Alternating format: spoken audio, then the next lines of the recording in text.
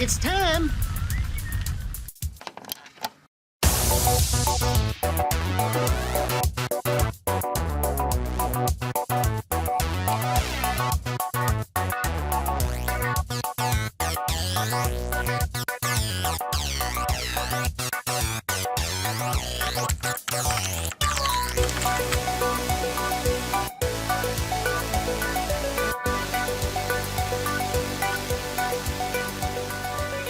Hello, you're watching Parrot Reviews and this is Kao the Kangaroo. The characters pronounce it Cow, but I can't help but think it should be KO. Anyway, it takes place in a cartoony world where the evil hunter and his henchmen have captured all your animal friends. He's hopping mad. Not surprisingly then, it's Cow's job to go around setting them free and clonking enemies into next week. He does this by utilising his awesome kangaroo skills: boxing, tail swiping, hopping, well, a hop and a ground pound sort of thing, and throwing boomerangs. Yep, kangaroos are wicked boomerang chuckers. The story's a bit weak if I'm being honest, but does it matter for a game like this? Well, maybe it would be nice to have a deeper exploration of the cartoon kangaroo lifestyle, but let's face it, it's also a load of fun hopping around saving the day and bopping bad guys. If you hadn't already noticed, it's a platform game. It's a remake of a sequel to a platform game that came out for the Sega Dreamcast in the year 2000. Although this is a re-release, the game Kao the Kangaroo Round 2 first came out in 2003. This one runs at a higher screen res, but everything else is about the same, and I've got no problem with that. The texturing, lighting styles and audio are straight from the early 2000s and I really like it. The way the character controller moves, the timing and transitions between states is smooth and intuitive. Of course, there are some problems with 3D cameras. I don't think I've ever played a 3D platform game that didn't have some kind of camera struggles at some point, but they've put in a decent amount of work to reduce it, and it shows. Onto the characters, they're fun and bright. I'll always be happy to see a cartoon parrot, and their voiceovers are, well, they're good enough to help you stay engaged. He'll show you how to use the nuts. This is the end of the road for you. You will go no further. I'm invincible. My mirrors form a magic barrier that nothing can penetrate. You are too puny to break them.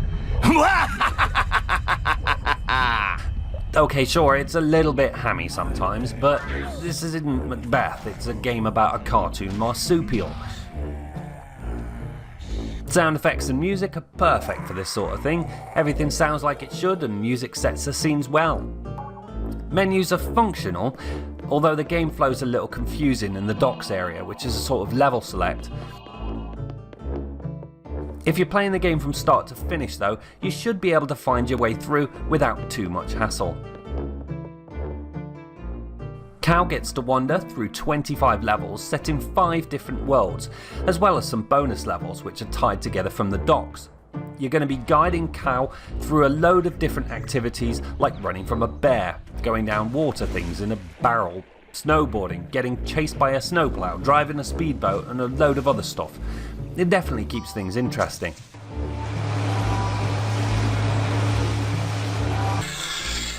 In terms of variation in the worlds, there's everything a good platformer needs.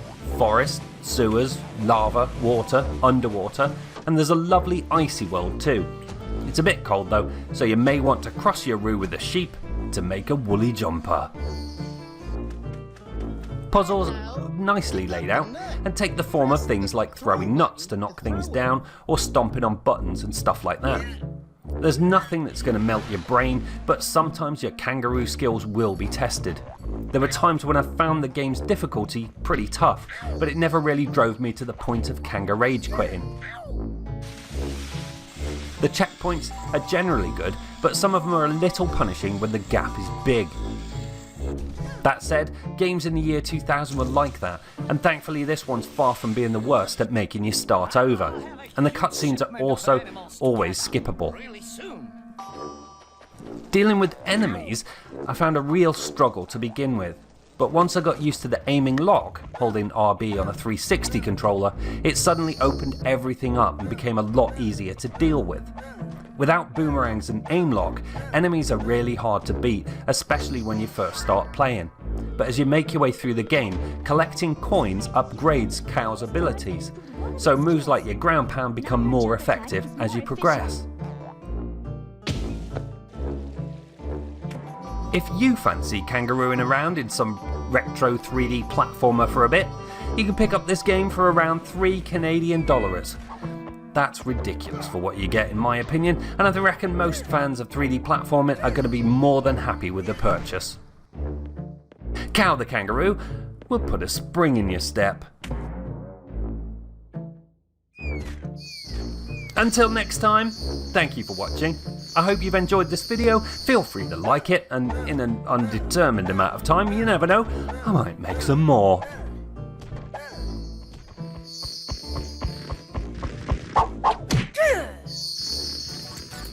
Goodbye.